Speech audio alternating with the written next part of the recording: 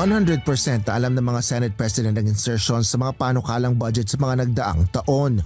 Ito ang tiniyak ni Senate Minority Leader Vicente Sotto III sa gitna ng mga issue ng umano'y substandard o ghost projects para sa flood control.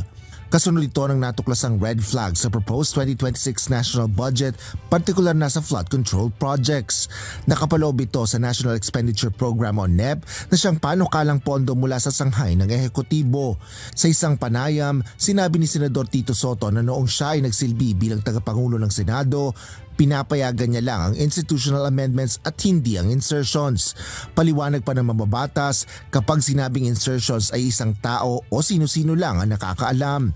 Habang ang institutional amendments anya ay buong Bicameral Conference Committee o BICAM at Senado ang nakakaalam ng mga panukalang pagbabago o proyekto. Sa BICAM pinag-uusapan ang pagkakaiba ng bersyon ng panukalang budget ng Senado at ng House of Representatives. Bagaman hindi tiyak ni Sotto kung ano ang nangyari sa BICAM ng mga nauna pang taon, alam niyang mabigat niya ang nangyari sa BICAM noong 2024 hanggang 2025 at imposible rin anyang hindi ito alam ng Senate President.